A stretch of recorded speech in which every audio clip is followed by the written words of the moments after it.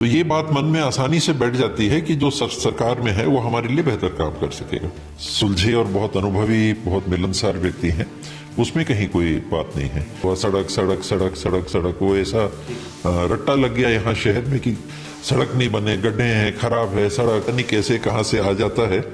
मुख्यमंत्री के रूप में भी जब बात चल रही थी उसका भी मुझे लगता है कि बहुत नुकसान हुआ। देखिए, जिस तरह से प्रदेश में निकाय चुनाव के परिणाम आए हैं उसको लेकर पूर्व deputy CM T S Singhdeo ji हमारे साथ मौजूद हैं। सर, जिस तरह से परिणाम आए 10 के 10 नगर निगम पर भाजपा काबिज हो गई। अंबिकापुर जहां से कांग्रेस को सबसे ज्यादा उम्मीद थी वहां पर भी हार हुई, क्या कारण मानते हैं? सामने वाला संभवतः हमसे बेहतर चुनाव लड़ पाए और परिस्थितियां शासन सत्ता के साथ में इन चुनावों में प्रभाव डालती हैं। लोगों के मन में ये भी बात आती है, वो चाहते हैं कि भाई उनके शहर का, उनके क्षेत्र का विकास हो। तो ये बात मन में आसानी से बैठ जाती है कि जो सरकार में है वो हमारे लिए बेहतर काम कर सकेगा, वो ज्यादा काम कर सकेगा। हम उनके साथ जुड़ेंगे या उनके आदमी को जिता देंगे तो हमारे मोहल्ले में काम ज्यादा होगा।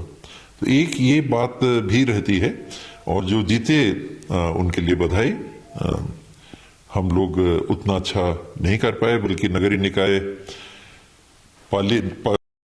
निगम का सवाल है, वहां तो एक जगह भी हम नहीं जीते। तो ये माना जाए कि जो 10 साल से अंबिकापुर नगर निगम में कांग्रेस की सरकार थी, लगातार ये आरोप लगते रहे कि फंड नहीं आया है, लगातार ये था कि डमी कैंडिडेट हैं, इस तरह के आरोप लगते थे। उसका परिणाम भी, क्योंकि लगातार डोर टू डोर कैंपेनिंग कर रहे थे। डमी कैंडिडेट तो किसी मायने में नहीं थे। अंबिकापुर मेयर प्रत्याशी कांग्रेस के जो थे, ये सबसे सशक्त कांग्रेस के उपलब्ध प्रत्याशी थे, इसमें कोई दो बात नहीं है। व्यक्ति भी बहुत अच्छे हैं, बहुत सुलझे और बहुत अनुभवी, बहुत मिलनसार व्यक्ति हैं, उसमें कहीं कोई बात नहीं है।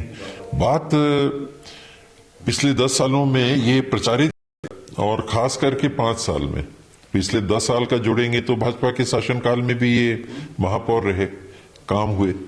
पिछले 5 साल में ये प्रचारित हो गया कि पैसे कम आए, काम नहीं हुआ, काम नहीं हुआ, सड़क सड़क सड़क सड़क सड़क वो ऐसा रट्टा लग गया यहाँ शहर में कि सड़क नहीं बने, गड्ढे हैं, खराब है सड़क सड़क सड़क। तो वो बात भी मुझे लगता है कि लोगों के मनस में बैठ गई कि काम नहीं हो पाया। तो अब काम कराना है तो जो सत्ता में है उसके ज्यादा चांस है, वरना प्रत्याशी में, दोनों प्रत्याशियों में कोई भी आंख बंद करके कह सकता है कि अजय तिर्की जी बेहतर प्रत्याशी थे। किस तरह की समीक्षा होगी अब कांग्रेस में, क्योंकि पूरे प्रदेश में जो परिणाम आए हैं वो बेहतर नहीं है। एक तरह से बात आती है कि प्रदेश अध्यक्ष का फिर से बदलाव होगा, आपका नाम उस पर सबसे प्रमुख रहता है। वो नाम आने से मैं तो चिंतित होने लग गया कि इतना ज्यादा नाम समय के पहले ही पता नहीं कैसे कहां से आ जाता है। मुख्यमंत्री के रूप में भी जब बात चल रही थी उसका भी मुझे लगता है कि बहुत नुकसान हुआ कि बनने वाले हैं, आज शपथ होगा, कल शपथ होगा, बाबा बन रहे हैं, बाबा बन रहे हैं मुख्यमंत्री, तो शायद बन भी रहे होंगे तो गड़बड़ हो गया। और अभी भी फिर वही चल पड़ा है कि पता नहीं कहां से लोगों को खबर मिलती है, मुझे जानकारी नहीं है, लेकिन मीडिया के साथियों को जानकारी है। कोई ना कोई मीडिया को बता रहे हैं कि बाबा बन रहे हैं, किसी ने तो कहा बन गए।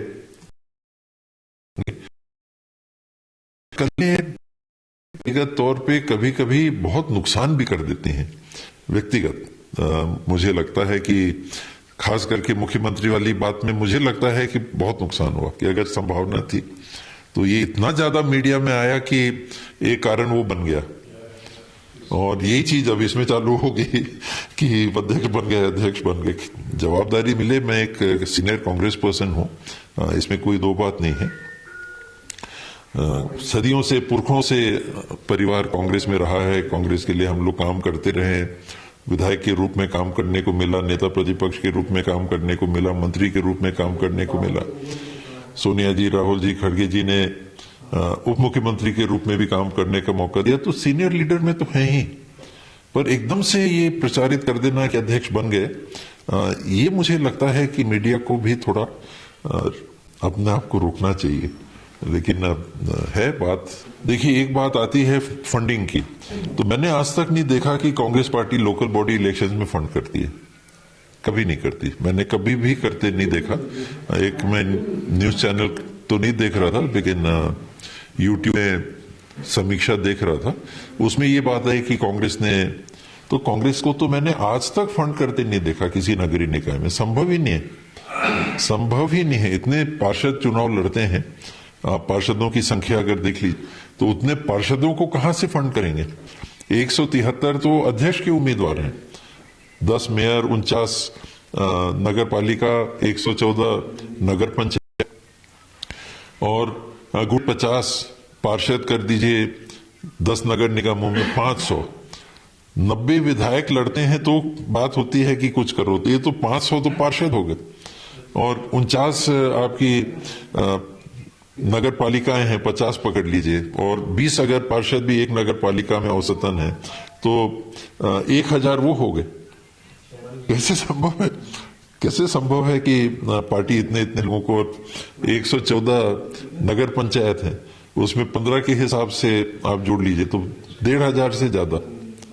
कैसे संभव है कि पार्टी इनको फंड कर सकती है। और ना सोचना चाहिए, ना उम्मीद करनी चाहिए, ना ये संभव है। तो पार्षद अपने ही संसाधनों से लड़ते हैं, तो संसाधन का अंतर है,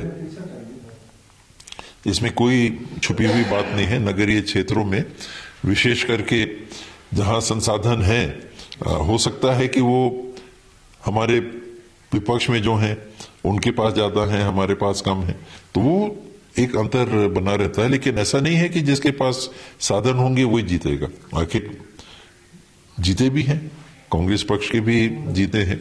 तो इसमें इस बात को भी ध्यान में रखना और पहले से ही और सेंसिटाइज करना कि जिनको चुनाव लड़ना है कि देखिए पार्टी आपको टिकट दे सकती है लेकिन लड़ना आपको अपने संसाधनों से पड़ेगा, तो फिर टिकट के लिए आइए।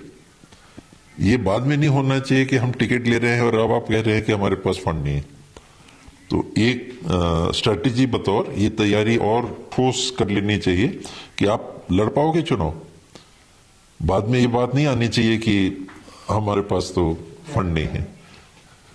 ये थे टीएस सिंहदेव जी, जिनका ये कहना है कि समीक्षा की जाएगी आखिर जो परिणाम आए हैं वो क्यों आए, और दूसरी तरफ इनका कहना है कि जो संसाधन थे वो शायद जो विपक्ष हैं, जो भाजपा के लोग हैं, उनके पास ज्यादा थे। यही कारण है कि सत्ता का भी यहाँ पर असर दिखा और जो परिणाम आए हैं वो कांग्रेस के विपरीत आए।